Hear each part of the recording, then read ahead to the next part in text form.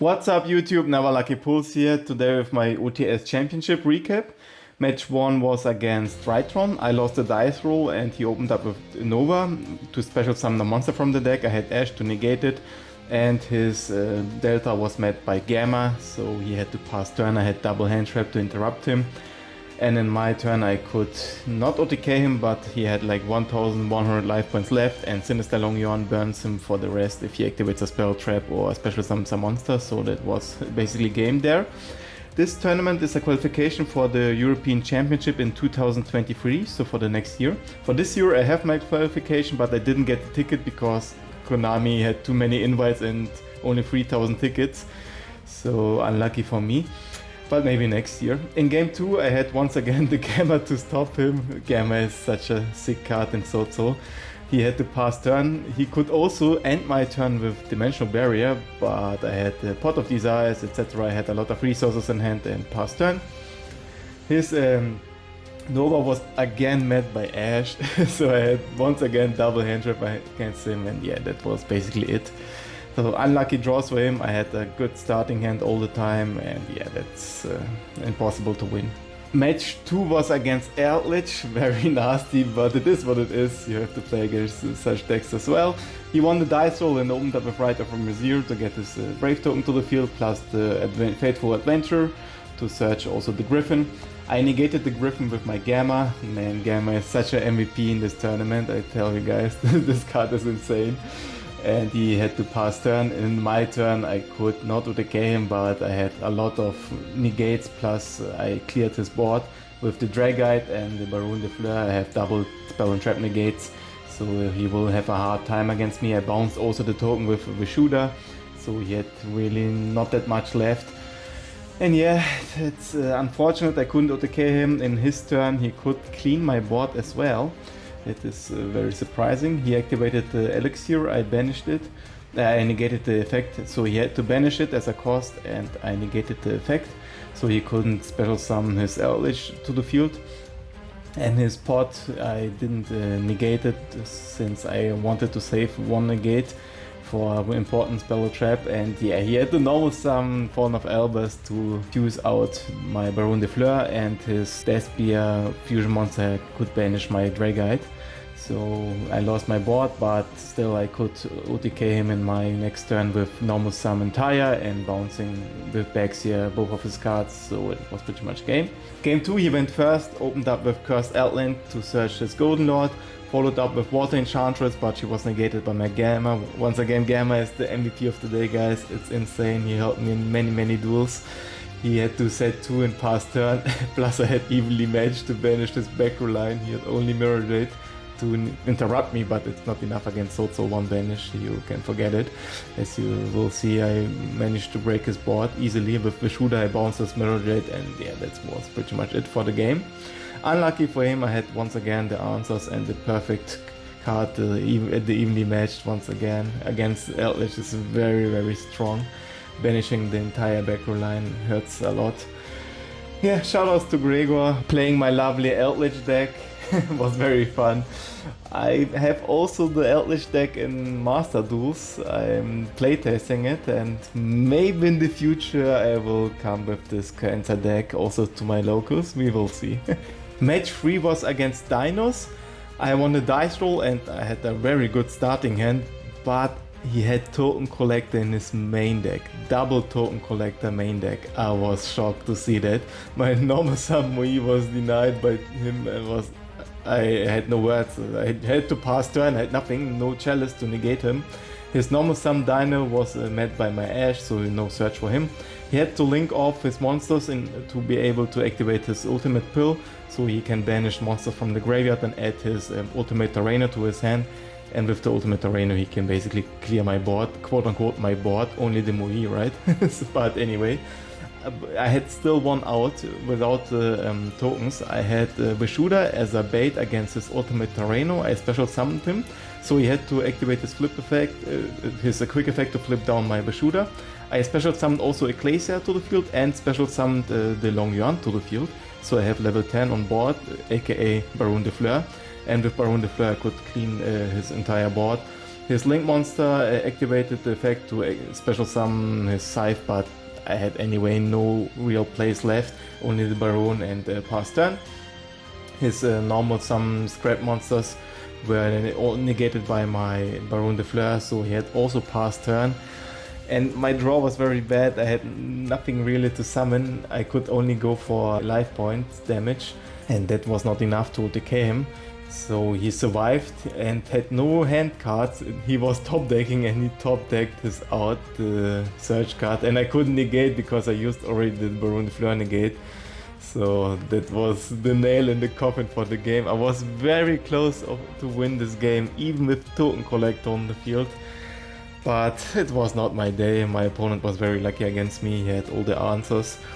And yeah, it is what it is, happens, right? You can't do anything against Token Collector with Swordsoul. If you don't have the Forbidden Droplet or Forbidden Chalice, it's basically over.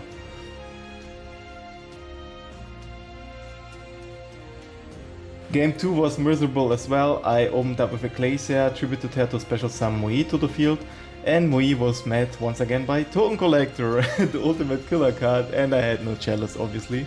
So set 2 pass turn, 1 Cope by the Grave and 1 Dimensional Barrier won't save me against Dinos. I mean, I can flip Dimensional Barrier to call XYZ, so he can't go into Lagi and Dolka, but he can still go into his Link monsters plus into his ultimate Terreno, means I'm dead. I mean, I can't do anything without Grandmaster or my other Link monsters, Synchro monsters. It's basically over. The Token Collector is such a power card against Swordsoul. You can't imagine, guys, the pain is super real. But yeah, it is what it is. You can't win them all, right? And I was also lucky with Gamma all the time in my previous matches. Gamma Ash combo always saved me in my duels. So yeah, it was fine. I mean, I lost against one of my friends, so yeah. Also, he made the 3rd place in this tournament, luckily, because of me. I lost to him and he could proceed and win all his matches, only losing to the winner of this tournament. Match 4 was against Agents, first time playing against this deck, no clue about any effects. I won the dice roll and opened up Godly. I started with my tennis and ended up on a board which was too much for my opponent. He scooped right away and that was basically it for game 1. I didn't know what he was playing, so I started in some random stuff like Nibiru, Drone Lockpad, etc.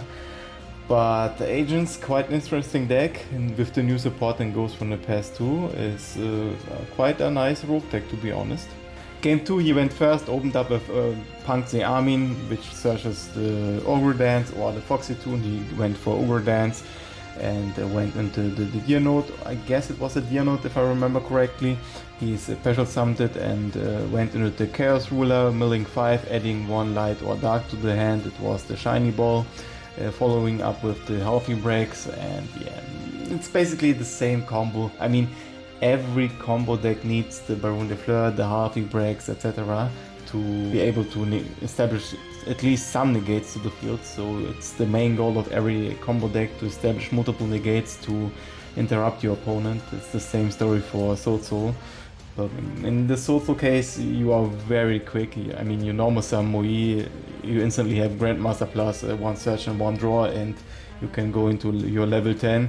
For his deck, I mean, you see it yourself, you have to wombo combo like 5 or 10 minutes to be able to have the same negates on the field. So his end board was like a Palooza, Baron de Fleur, and 1 trap card. It's a Flying Castle of the Agents. It's Imperm, I guess, if I remember correctly, so he had multiple interruptions against me. My opening was Emergence and Pot of Desires after I activated Imperm on the Appaloosa, followed up with Vishuda to bounce one of his negates, but he had also Cold by the Grave, another interruption against me.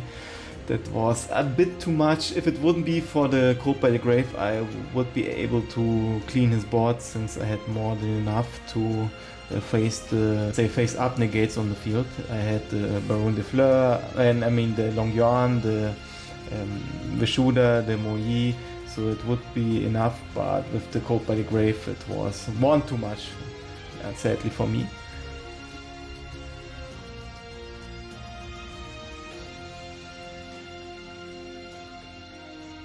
Game 3 was very wild. I opened up with Emergence and he had Drone Lockpad to stop any further searches and adds. so my Grandmaster and my Moe effect won't trigger. I set free in past turn. I flipped anti-spell fragrance in his draw phase, so he was locked out of his spell cards. And my guess was he's very much based on spell cards with his agents, so that was a very good card against him. I unfortunately overextended. I wanted to go for the OTK with my Long Yuan, and he had the Nibiru. I was like, no man, why? Instantly punished by my own greed. I mean, he had only 2 hand cards and I had the clear way to OTK him. I was thinking, yeah, why not, in case he has some power spell cards to set down. But yeah, it is what it is, right? But now we had a crazy situation. I flipped over a Rivalry of the Warlords and we had both a rock monster on the field, means we can't play any other monsters because he has only fairies and I have only worm monsters. Means we are locked into rocks only and we can't summon any other monsters. But I had one plan. I can set monsters. For example, I can set the Moe because it's not face up, it's not restricted. And then I can tribute both of my monsters, one set monster and one token, so my rock token, to set another monster, for example Vishuda, because he needs 2 tributes. So I'm not locked into rocks anymore, and that was the only way out of the rivalry lock into the rocks, and it worked out pretty fine.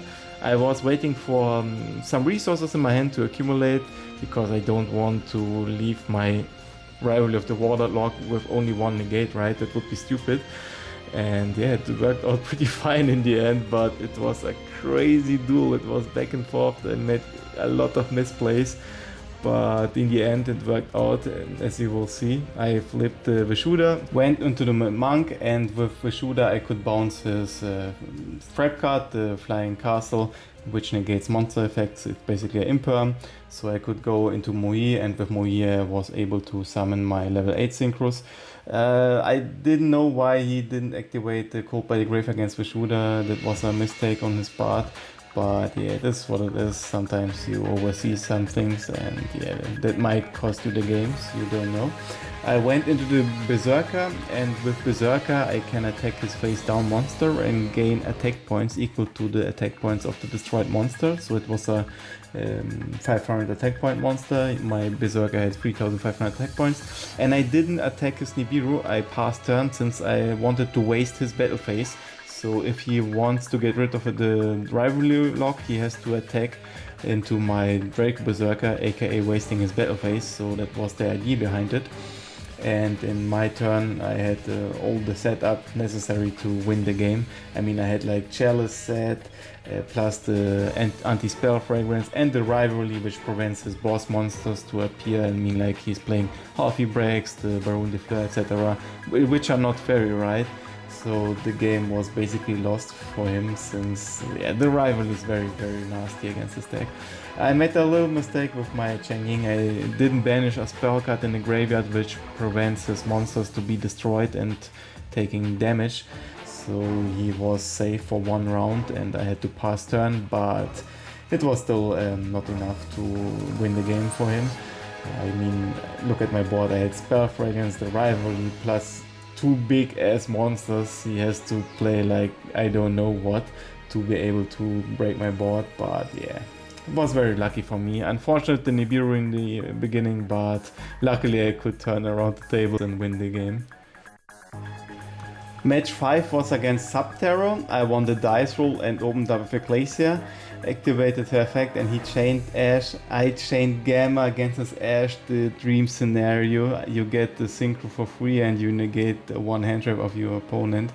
So I had the dream start for Swordsoul, Grandmaster plus Dragite plus the level 10 synchro and the blackout. So in total 5 interruptions against a 5 card starting hand means GG time. So there was nothing he could do to win this game. Unfortunate for him, and yeah, lucky for me.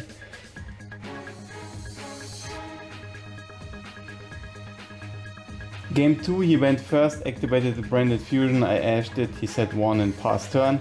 I made a huge mistake. I normal summoned Moe, he activated Token Collector, I had the Chalice against the Token Collector, plus he flipped the Gozen match and I didn't activate Red Reboot as an answer. I had Red Reboot in my starting hand. I was like, hey cool, I can still summon my water monster. but I could summon even the Baron de Fleur plus the Grandmaster to the field. It would be much better compared to the shitty Dragite only. Yeah, big misplay on my part. It would be game right there, but yeah, with that misplay I lost everything. I mean, he wouldn't have the Ghost match since I would destroy it with Baron de Fleur with his pop effect and could also go for a lot of damage. Plus I had the Grandmaster negate to negate any flip effect from him, so that would be a game right there, but yeah, a big misplay from my side, not activating the red reboot in the right moment. I was so happy to negate his token collector with my chalice that I forgot to negate his trap with my red reboot. Yeah, very dumb of me, but it was the last round of the day, so I was a bit tired. And yeah, happens, right? You can't play all the time perfect, so you will have here and there some minor misplays, but this one was a big misplay, unfortunately, and it cost me the game too.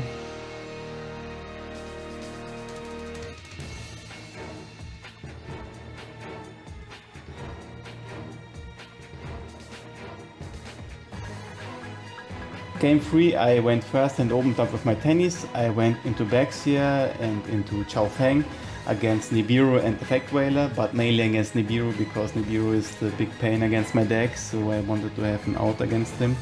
I managed to summon Chao Feng, so I felt a bit relieved, and after that I could normal summon Moi, went to the Grandmaster, and with Grandmaster I went into the Chengling. And not the Chenging, the Sinister Longyuan, set 2 in past turn. One of them was the Anti-Spell Fragrance, and yeah, with that the game was basically over. I had the edge, all the boss monsters on the field, he couldn't do anything with the spell cards.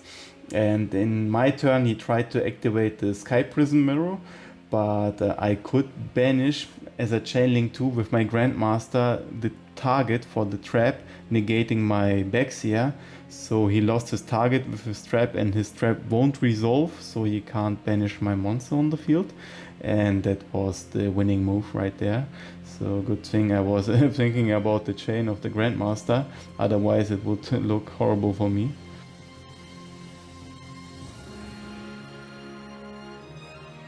Overall, a great result for me. For one, 9th place out of 64.